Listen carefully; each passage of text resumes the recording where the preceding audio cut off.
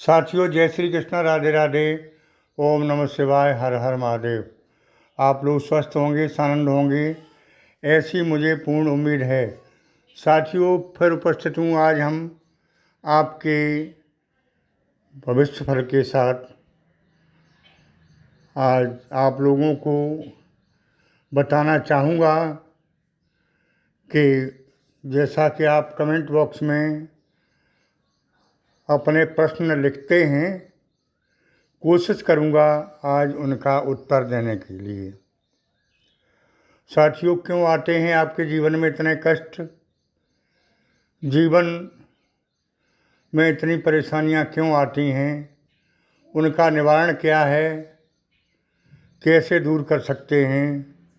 जीवन को कैसे सरल बनाया जा सकता है? वैसे तो कहते हैं संघर्ष ही जीवन है। जीवन में संघर्ष तो करना पड़ेगा, लेकिन फिर भी हम लोग जीवन को कुछ सरल बनाने के लिए उपाय बताया करते हैं ग्रह नक्षत्रों के आधार पर। तो आप भी उन उपायों को सुने, समझें और लाभान्वित हों। साथियों, मनुष्य का पूरा जीवन ही संघर्षमय होता है। जन्म से लेकर मृत्यु तक का समय। जानते हैं कि लाइफ परमानेंट नहीं है, ज़िंदगी परमानेंट नहीं है। ज़िंदगी में हम आए हैं, ये सब सपना है, दिखावा है, छल है, फरेवा है, नश्वर है। जो दिखाई देता है वो सब झूठ है। लेकिन फिर भी यहाँ आकर इसमें इस तरह से खो जाते हैं कि इसको असली मान लेते हैं, और यही दुख का कारण है। साथियों, आगे चर्चा करते हैं कि आपकी राशि वाले पूरे ज़िंदगी भर कष्ट भोगते रहते हैं और सपने पूरे न करके अधूरे सपने छोड़कर ही चले जाते हैं। तो इन सब का उपाय क्या है? हम क्या करें जिससे संघर्ष ना करना पड़े? हम क्या करें जिससे हमारा जीवन सुखमय व्यतीत हो? हम क्या उपाय करें जिससे हमें सब कुछ प्राप्त हो? साथियों, आपकी राशि वाले लोग ऐसे हैं कि पूरी ज़िंदगी भर कार्य करते हैं, लेकिन उसमें कुछ न कुछ कमी छोड़ देते हैं। उसी के बारे में आज चर्चा करते हैं। साथियों, ज्योतिष एक प्रॉपर विज्ञान है, ये नवग्रहों पर डिपेंड है। लेकिन मैं हर वीडियो में बताया करता हूँ कि कर्म से भाग्य बदल जाता है, कर्म से भाग्य बढ़ा है, और हाथ की रेखाएं भी कर्म करने से बदल जाती हैं। तो सबसे पहले हमें कर्म पर विश्वास और आस्था रखनी है। तो ये नवग्रह भी उतना असर नहीं दिखा पाएंगे जितना दिखाना चाहिए। पहली बात। दूसरी बात जो है, आलस्य का त्याग करना चाहिए। ये सोचते रहते हैं कि आज का काम कल कर लेंगे, परसों कर लेंगे, ये तो हमारे हाथ की बात है, कभी कर लेंगे। तो ऐसा नहीं सोचना चाहिए। आलस्य को त्याग कर कर्म पथ पर डटे रहना चाहिए, तो निश्चित सफलता के योग हैं। साथियों, वैसे मैंने बताया कि ये वर्ष 2024 के 6 महीने और अगले 6 महीने, बल्कि 1/4 वर्ष 2024 का आपका बहुत उत्तम है।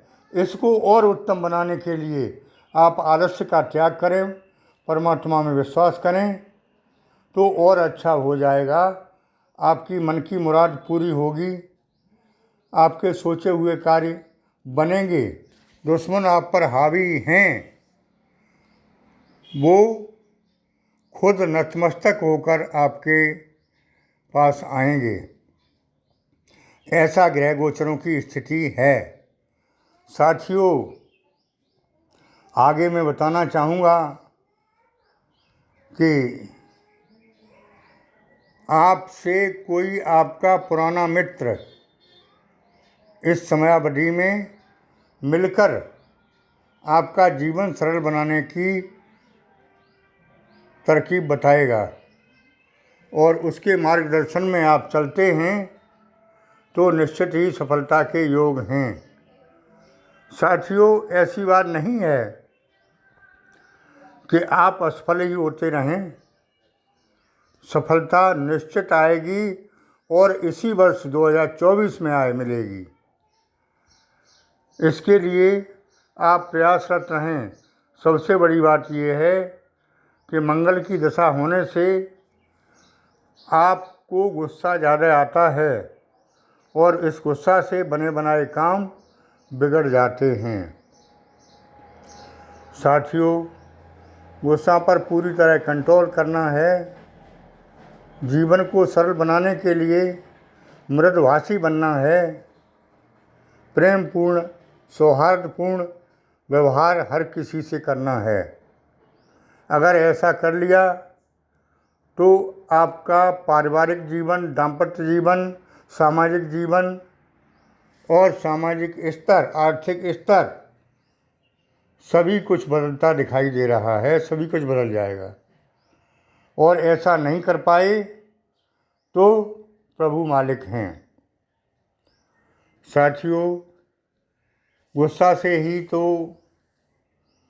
दाम्पत्य जीवन में कटता आती है, एक दूसरे में तलाक होती है, एक दूसरे की गलतियां निकालते हैं। तो ये सब गुस्सा पर कंट्रोल करके एक दूसरे की गलतियां निकालना बंद कर दें। भगवान पर निश्चित भरोसा करें और सुबह शाम ध्यान व पूजन जरूर करें। निश्चित ही आपकी अब सफलता के योग आ रहे हैं। आगे सफलता आपके दरवाजे पर है। आप इसका स्वागत करें या अनादर करें, ये आपके हाथ की बात है। साथियों, आगे समय जो आ रहा है वो आपके जीवन में खुशियों की बहार लेकर आ रहा है। बहुत जी लिए संघर्ष में, बहुत कष्ट सहे, क्या नहीं हुआ, सब कुछ परेशानी आपने झेली। लेकिन अब इस खुशनुमा समय को न हाथों से जाने दें। इसके लिए तैयारी करें और थोड़ा संयम रखें। बड़े से बड़े कार्य आपके बनेंगे। आपने जो सोच रखे हैं और वो कार्य नहीं बने, वास्तव में सोचे हुए कार्य जब नहीं बनते हैं तो मानसिक परेशानी होती है। अब आपका समय आ चुका है आपके सोचे हुए कार्य बनने का, और गुरु की भी कृपा आपके ऊपर बरसने वाली है। क्योंकि जब गुरु माइंड को सही करते हैं, पढ़ाते हैं, तो निश्चित ही मस्तिष्क से ही हम सभी कार्य सोचकर अच्छा या बुरा निर्णय लेते हैं। साथियों, अब समय आ चुका है और इस समय के लिए आप थोड़े थोड़े उपाय करते रहें। जैसे कि भगवान विष्णु को प्रसन्न करने के लिए, गुरुदेव बृहस्पति को प्रसन्न करने के लिए गुरुवार के दिन केले का पूजन करके और व्रत रखें, पीला भोजन करें, पीले वस्त्र पहने, लाभ मिलेगा। साथियों, मैं बताना चाहूँगा कि कुल मिला के आगे का समय आपके उज्जवल भविष्य की ओर आ रहा है। आप इसका अनादर न करके सत्कार करें तो ज़्यादा लाभ होगा। साथियों, मैंने पहले भी बताया, अब भी बता रहा हूँ कि धन के मामले में किसी का विश्वास ना करें और धन अब अर्जित करने का समय आ चुका है। साथियों, घर में प्रेम पूर्वक व्यवहार होगा, सुख शांति होगी, किसी मांगलिक कार्यक्रम में शामिल हो सकते हैं या घर में ही कोई मांगलिक कार्य संपादित होने के योग बन रहे हैं।